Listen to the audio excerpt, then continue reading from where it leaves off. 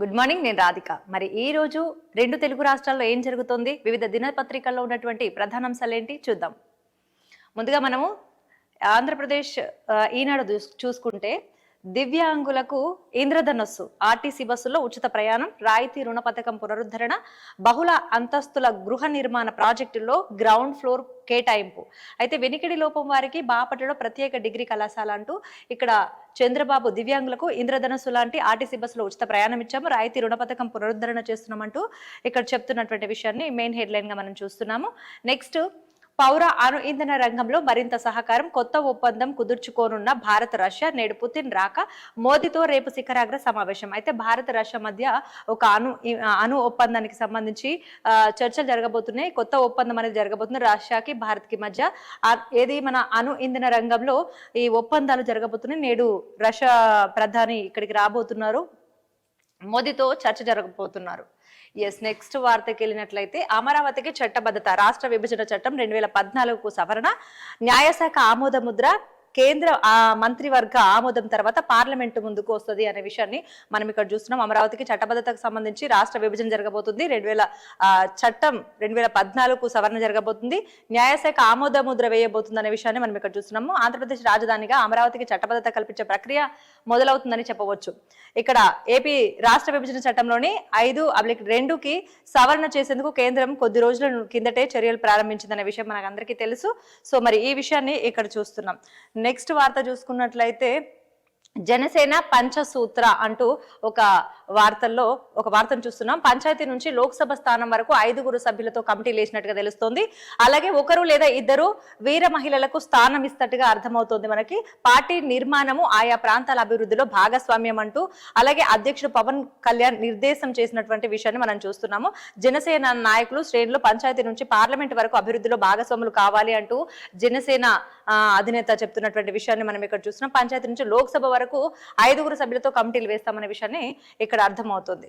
Next, విద్యుత్ ఛార్జీలు పెంచేది లేదు, అందరి మార్గం ప్రకృతి సేద్యం కావాలి, భూగర్భ జలాల పెంపుతోనే కరువుకు పరిష్కారం, వ్యవసాయ ఆధారిత పరిశ్రమలకు ప్రోత్సాహకాలు, నల్లజర్లలో రైతన్న మీకోసం సభలో సీఎం చంద్రబాబు అనే విషయాన్ని మనం చూస్తున్నాము. అంటే విద్యుత్ ఛార్జీలు ఏం పెంచేది లేదు అంటూ వ్యవసాయానికి సంబంధించి ఏ విధంగా మనం చేయబోతున్నాము, ప్రకృతి సేద్యాన్ని ఏ విధంగా చేయబోతున్నాం, భూగర్భ జలాల పెంపు అనేది ఎలా జరగబోతుంది ఏంటి అనేది అన్ని కూడా వివరిస్తున్నటువంటి సందర్భాన్ని మనం ఇక్కడ చూస్తున్నాము.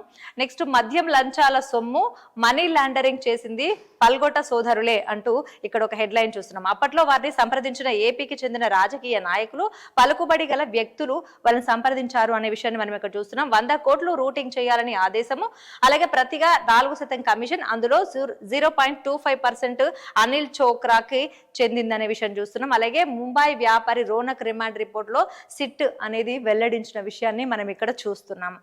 అయితే ఛత్తీస్గఢ్ లో ఇక్కడ చూసుకున్నట్లయితే నెక్స్ట్ వార్త, ఛత్తీస్గఢ్ లో భీకర ఎన్కౌంటర్ జరిగింది. మావోయిస్టులకి ఇక్కడ భద్రతా బలగాలకి పోటీ జరిగిందనమాట. భీకర పోరు జరిగి అందులో 12 మంది మావోయిస్టులు చనిపోయారు, అలాగే 3 జవాన్లు చనిపోయినట్టుగా మనం ఇక్కడ చూస్తున్నాం ఛత్తీస్గఢ్ లో. నెక్స్ట్ వార్తకి వెళ్ళినట్లయితే గిరిజన బాలల నైపుణ్యాలను వెలికి తీసే ఉద్భవ్ అంటూ ఒక వార్తను చూస్తున్నాం. ఇక్కడ ఏకలవ్య గురుకులాల్లో క్రీడలు, సంస్కృతి, కళలకు పెద్దపీట వేస్తున్నట్టుగా తెలుస్తోంది. అయితే గురుకుల పాఠశాలల్లో ఇలాంటివన్నీ చేయాలి అంటూ పెద్దపీట వేస్తున్నట్టుగా మనకు కనపడుతుంది. అయితే ప్రభుత్వ చొరవతో ఏపీలో వేడుకలు చేస్తున్నారు. కేంద్ర గిరిజన వ్యవహారాల శాఖ మంత్రి జుయల్ ఓరం అనే తను చెప్పారు. సో గిరిజన విద్యార్థుల వైపు నైపుణ్యాన్ని వెలికి తీసేందుకు ఈ ప్రక్రియ అనేది చేయడం అనేది జరుగుతుంది. ఈ విషయాన్ని మనం ఇక్కడ చూస్తున్నాము. నెక్స్ట్, ఇక్కడ మనకు ఆంధ్రప్రదేశ్ ఈనాడు పేపర్లో వచ్చినటువంటి వార్తా కథనాలని మనం చూసాము. నెక్స్ట్ వెలుగు పేపర్కి వెళ్దాము. వెలుగులో ఏమున్నాయి అనేది ఒకసారి చూద్దాము. ఛత్తీస్గఢ్ లో భారీ ఎన్కౌంటర్, 12 మంది మావోయిస్టులు, 3 జవాన్ల మృతి అనేది ఇప్పుడే మనం చెప్పుకున్నాము. ఛత్తీస్గఢ్ లో బీజాపూర్ జిల్లాలో బలగాలు మావోయిస్టుల మధ్య భీకర కాల్పులు జరిగినాయి. తుపాకుల మూతతో దద్దరిల్లినటువంటి బస్తర్ అటవీ ప్రాంతం మావోయిస్టుల మృతదేహాలతో పాటు భారీగా ఆయుధాలు స్వాధీనం చేసుకున్న బలగాలు. ఇక PLGA వారోత్సవాల వేళ మావోయిస్టులకు ఎదురుదెబ్బ తగిలిందని చెప్పవచ్చు. 12 మంది చనిపోయారు, అలాగే 3 జవాన్లు చనిపోయినట్టుగా తెలుస్తోంది మనకి. ఇప్పుడే మనం ఈ విషయాన్ని కూడా మనం మాట్లాడుకోవడం జరిగింది. నెక్స్ట్, జనవరిలో భూభారతి యాప్ అనేది అమల్లోకి తీసుకొస్తామంటూ మన శ్రీనివాస్ రెడ్డి వెల్లడించినటువంటి విషయాన్ని మనం చూస్తున్నాము. అన్ని ఆప్షన్లతో కొత్త ఏడాది అందుబాటులోకి వస్తుంది మంత్రి పొంగులేటి శ్రీనివాస్ రెడ్డి చెప్తున్నటువంటి విషయాన్ని మనం చూస్తున్నాము. ఒకే గొడుగు కిందికి revenue, survey, stamps and registration విభాగాలు వస్తాయి. అలాగే ఈ మూడింటి కోసం ప్రత్యేక వెబ్ పోర్టల్ ఉంటుంది. 5 పైలట్ గ్రామాల్లో భూధార్ కార్డులు రెడీ చేస్తున్నాము. సిరిసిల్ల, సిద్దిపేట జిల్లాల ధరణి ఫోరెన్సిక్ ఆడిట్ ప్రాథమిక రిపోర్ట్ అందింది. అక్రమాలు బయట పెడతాం, భూ మార్పిడి పేరుతో దోచుకున్నది గత పాలకులేనని మండిపాటు పడుతున్నట్టుగా పొంగులేటి శ్రీనివాస్ రెడ్డి చెప్తున్నటువంటి విషయాన్ని మనం చూస్తున్నాము. ఏదైతే భూభారతి యాప్ ఏదైతే ఉందో వీళ్ళు ప్రవేశపెట్టినటువంటి కాంగ్రెస్ ప్రభుత్వం ప్రవేశపెట్టినటువంటి ఇది మేము ఈ ఏడాది కొత్త ఏడాదిలో తీసుకొస్తామంటూ ఎక్కడెక్కడైతే అక్రమాలు జరిగినాయో అవన్నీ కూడా బయటకు వస్తాయి, అవన్నీ బయటకు తీస్తామంటూ వెల్లడిస్తున్నటువంటి విషయాన్ని మనం చూస్తున్నాం. నెక్స్ట్ వార్తకి వెళ్ళినట్లయితే ఇక్కడ మనం చూసుకోవచ్చు. తెలంగాణ మోడల్ కు సహకరించండి. నేడు గుజరాత్ మోడల్ కు ప్రధానిగా మన్మోహన్ తోడ్పాటు అందించారు. నాడు గుజరాత్ మోడల్ కు ప్రధానిగా మన్మోహన్ తోడ్పాటు అందించారు. అదే రీతిలో మీరు కూడా మా రాష్ట్రానికి అండగా ఉండాలి ప్రధాని మోదీకి సీఎం రేవంత్ రెడ్డి విజ్ఞప్తి చేస్తున్నటువంటి విషయాన్ని మనం ఇక్కడ చూస్తున్నాము. అప్పుడు మీరు గుజరాత్ కి ప్రధానమంత్రి గుజరాత్ కి ఏ విధంగానైతే గుజరాత్ లో సీఎం గా ఉన్నప్పుడు ప్రధాని మన్మోహన్ సింగ్ ఉన్నప్పుడు ఆయన మీకు ఏ విధంగా అయితే సహాయం చేసిండో అదే విధంగా మీరు కూడా నాకు ఇప్పుడు సహాయం అందించండి, మన రాష్ట్రాన్ని ముందుకు తీసుకెళ్తానంటూ తెలంగాణ మోడల్ చేస్తానంటూ మోదీకి చెప్తున్నటువంటి విషయాన్ని మనం ఇక్కడ చూస్తున్నాం. ఎస్, మరి RRR మెట్రో విస్తరణకు పర్మిషన్ ఇవ్వండి. రీజనల్ రింగ్ రైలు ప్రాజెక్టును త్వరగా చేపట్టండి. Hyderabad to Bengaluru high speed corridor ను అభివృద్ధి చేయండి. Hyderabad to Bengaluru Chennai bullet train కావాలని వినతి చేసినట్టుగా తెలుస్తోంది. అలాగే PMOలో ప్రధాని మంత్రితో 30 నిమిషాల పాటు భేటీ అయ్యారు రేవంత్ రెడ్డి అనే విషయాన్ని మనం ఇక్కడ చూస్తున్నాము. ఏదైతే గ్లోబల్ సమ్మిట్ ఉందో ఆ గ్లోబల్ సమ్మిట్ కి సంబంధించి ఇన్ని విషయాలంటే రకరకాల పెట్టుబడులు అంటే రకరకాల రంగాల నుంచి పెట్టుబడులు వచ్చి మన దేశంలో మన తెలంగాణలో పెట్టేటువంటి అవకాశాలు ఉన్నాయి. కాబట్టి నాడు మీకు ప్రధానమంత్రి మన్మోహన్ సింగ్ ఏ విధంగానైతే మీకు సహాయం అందించారో అదే విధంగా నాకు సహాయాన్ని అందించండి, నేను తెలంగాణని అభివృద్ధి చేస్తానంటూ రేవంత్ రెడ్డి మాట్లాడుతున్నటువంటి విషయాన్ని మనం చూసాము.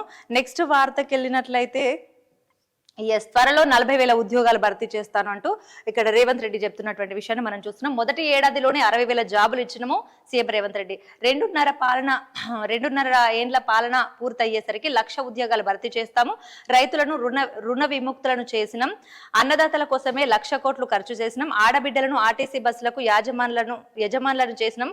కొత్త రేషన్ కార్డులు ఇచ్చి పేదలకు సన్నబియ్యం ఇస్తున్నాం. అలాగే రాబోయే రోజుల్లో రాష్ట్రంలో 20 లక్షల ఇండ్లు కట్టిస్తాం. బీఆర్ఎస్ కట్టిన కాళేశ్వరం కూలిపోయింది. కాంగ్రెస్ కట్టిన ప్రాజెక్టులు చెక్కు చెదరలేదంటూ సర్పంచ్ ఎన్నికల్లో కిరికిరి గాళ్లకు అవకాశం ఇవ్వొద్దని సూచిస్తున్నట్టుగా తెలుస్తుంది. అలాగే హుస్నాబాద్ లో ప్రజాపాలన విజయోత్సవ సభలో రేవంత్ రెడ్డి మాట్లాడినటువంటి మాటలు విన్నాము ఇక్కడ. అయితే 2.5 సంవత్సరాల కాలంలో ఫస్ట్ ఏడాదిలోనే మేము 60,000 ఉద్యోగాలు ఇచ్చాము. ఇప్పుడు ఇంకో 40,000 ఉద్యోగాలు ఇవ్వబోతున్నాము. అలాగే ఎక్కడైతే తెలంగాణ ప్రభుత్వం అంటే బీఆర్ఎస్ ప్రభుత్వం చేసినటువంటి కాళేశ్వరం కూలిపోయింది, మేము చేసినటువంటి ప్రాజెక్టులు ఏవి కూడా చెక్కు చెదరకుండా అలాగే ఉన్నాయంటూ ఇక్కడ చెప్తున్నటువంటి విషయాన్ని చూస్తున్నాం. అలాగే పేదలకు సన్నబియ్యం ఇచ్చాము, ఆర్టీసీ బస్సులో ఫ్రీ బస్ ఇచ్చాము, అలాగే యజమానులను చేసే ప్రయత్నాలు చేస్తున్నాం, అన్నదాతకు 1,00,000 కోట్లు ఖర్చు చేసినామంటూ ఇవన్నీ కూడా రేవంత్ చేస్తున్నటువంటి విషయాన్ని మనం చూస్తున్నాం రేవంత్ రెడ్డి. ఎస్, మరి నెక్స్ట్ వార్తకి వెళ్ళినట్లయితే పంచాయతీ ఎన్నికల్లో ఏకగ్రీవాల జోరు నడుస్తుందంటూ ఒక వార్తని మనం చూస్తున్నాము. అత్యధికంగా ఆదిలాబాద్ జిల్లాలో 30 మంది సర్పంచ్లు ముగిసిన మొదటి విడత నామినేషన్ల ఉపసంహరణ, బరిలో నిలిచిన అభ్యర్థులు సంఖ్యపై నేడు క్లారిటీ ఉంది. అయితే అభ్యర్థులకు తెలుగు వర్ణమాల ప్రకారం గుర్తుల కేటాయింపు 3వ విడత నామినేషన్లు షురువైనాయి. అయితే ఫస్ట్ విడత అయిపోయింది, సెకండ్ విడత అయిపోయింది, 3వ విడత జరుగుతుంది. అలాగే ఏకగ్రీవాల జోరు నడుస్తుంది అంటూ గ్రామ పంచాయతీల ఎన్నికలకు సంబంధించినటువంటి విషయాన్ని మనం ఇక్కడ చూస్తున్నాము. అయితే 2వ విడత సర్పంచ్ స్థానాలకు 28,278 నామినేషన్లు అందినాయి. అయితే ఒక్కో పంచాయతీకి సగటున 6 నుండి 7 పోటీ చేస్తున్నట్టుగా తెలుస్తుంది. వార్డులకు 93,595 నామినేషన్లు వచ్చాయి. అలాగే అత్యధిక నామినేషన్లతో నల్గొండ జిల్లా టాప్ ఉపసంహరణకు 5 దాకా గడువు, 14న పోలింగ్, అదే రోజు ఫలితాలు కూడా వెల్లడవుతాయి అనే విషయాన్ని గ్రామ పంచాయతీకి సంబంధించినటువంటి ఎన్నికలకు సంబంధించి మనం ఈ వార్తని ఇక్కడ చూస్తున్నాం. నెక్స్ట్ వార్తకి వెళ్తే ఏపీకి ఎక్కువ తెలంగాణకు తక్కువ అంటూ ఒక హెడ్ లైన్ చూస్తున్నాము. పన్నుల వాటాలో ముందున్న తెలంగాణపై కేంద్రం వివక్ష చూపిస్తుందంటూ ఇక్కడ మన వార్తను చూస్తున్నాం. కేంద్రానికి రాష్ట్రం నుంచి ట్యాక్స్ల రూపంలో 4.32 లక్షల కోట్లు, ఏపీ నుంచి 3.32 లక్షల కోట్లు, కేంద్రం నుండి 5 ఏళ్లలో ఏపీకి 3.23 లక్షల కోట్లు కోట్లు, తెలంగాణకి ఇచ్చింది మాత్రము 1.84 లక్షల కోట్లే అంటూ పన్నుల వసూళ్లు ఏవైతే ఉన్నాయో దానికి సంబంధించి ఏపీకి ఇలా ఉంది, ఏపీకి ఎక్కువనే తెలంగాణకు తక్కువ అంటూ ఇక్కడ మనం ఒక వార్తను చూసాము. ఎస్, మరి వెలుగు పేపర్లో వచ్చినటువంటి వార్తా కథనాలని మనం చూసాము. ఇప్పుడు ఏబిఎన్కి వెళ్దాం. ఏబిఎన్లో ఎలాంటి వార్తలు ఉన్నాయో ఒకసారి చూద్దాం. ఎస్, ముందుగా చూసుకున్నట్లయితే రెండోసారి నేనే సీఎం అంటే ఒక వార్తను చూస్తున్నాం. తెలంగాణ మోడల్ సృష్టిస్తా, మీకు మన్మోహన్ సహకరించినట్లు మాకు సహకరించండి అంటూ ఇంతకుముందు మనం చెప్పుకున్నట్టుగా రేవంత్ రెడ్డి ప్రధానిని నాకు సహకరించండి అంటూ ఇక్కడ సమ్మిట్ ఏదైతే గ్లోబల్ సమ్మిట్ ఉందో దానికి పిలుస్తున్నటువంటి వైనని మనం ఇక్కడ చూస్తున్నాం. నెక్స్ట్ ఇప్పటి వరకు మనం ఆ వార్తను చెప్పుకున్నాము. నెక్స్ట్ వార్తకి వెళ్ళినట్లయితే 1,00,000 కోట్లు రాష్ట్రంలో పెట్టుబడులకు 14 కంపెనీలు సిద్ధమైనట్టుగా తెలుస్తోంది. అయితే 70,000 కోట్లతో టీసీఎస్, టీపీజీ డేటా కేంద్రాలు, హ్యూందాయ్ కార్ల ఫ్యాక్టరీ, 25 బయోగ్యాస్ ప్లాంట్లు, వంతారా జూ ఏర్పాటుకు రిలయన్స్ కంపెనీ సిద్ధమైనట్టుగా తెలుస్తుంది. ఫిల్మ్ సిటీ ఏర్పాటు చేయనున్న నటుడు అజయ్ దేవ్గన్, సింగపూర్, తైవాన్ కంపెనీల పారిశ్రామిక వాడలు, 100 ఎకరాల్లో ఏఐ యూనివర్సిటీలు ఏర్పాటు చేస్తాము. తెలంగాణ రైజింగ్ సదస్సులో ప్రకటించనున్న సీఎం సదస్సులో పాల్గొనేందుకు 4,800 మందికి ఆహ్వానాలు, పలువురు పారిశ్రామిక దిగ్గజాలు, నిపుణుల సంసిద్ధత. అయితే 4,800 మందికి ఆహ్వానం ఇచ్చినట్టుగా మనకు తెలుస్తోంది. అయితే ఇది ఏదైతే రైజింగ్ సమ్మిట్ ఏదైతే ఉందో ఆ సమ్మిట్ లో ఇంతమంది పెట్టుబడులు పెట్టబోతున్నారు, రకరకాల రంగాల నుండి ఇన్ని కోట్ల సంబంధించినటువంటి పెట్టుబడులు పెట్టబోతున్నారంటూ రేవంత్ రెడ్డి చేస్తున్నటువంటి వ్యాఖ్యల్ని మనం ఇక్కడ చూస్తున్నాం. నేడు భారత్ కు పుతిన్ రాత్రి 7 గంటలకు ఢిల్లీకి ప్రధాని ఇచ్చేటువంటి విందుకు హాజరవుతారు. రేపు మోదీతో హైదరాబాద్ హౌస్ లో సమావేశమై చర్చలు జరుపుతారు. ఇక ఎన్ఎస్జి కమాండోలు, స్నైపర్లు, డ్రోన్లు, ఏఐతో 5 అంచెల భద్రత ఉంటది అనేసి మనం ఇక్కడ చూస్తున్నాం. సో పుతిన్ ఇక్కడికి వచ్చేసి ఏదైతే రష్యా అండ్ భారత్ కి సంబంధించినటువంటి సంప్రదింపులు ఉన్నాయి అవన్నీ కూడా మాట్లాడేటువంటి అవకాశాలు ఉన్నాయి. కాబట్టి ఈరోజు నేడు పుతిన్ రాబోతున్నారు. సో ఎస్, ఇవి ఈ వార్తలు చూసినట్లయితే ఇవి చూసాం కదా. మరి ఈ రోజు ఉన్నటువంటి వార్తాపత్రికలో ఉన్నటువంటి ప్రధానాంశాలు. మళ్ళీ రేపటి వార్తలతో మళ్ళీ కలుద్దాం. చూస్తూనే ఉండండి 6 టీవీ.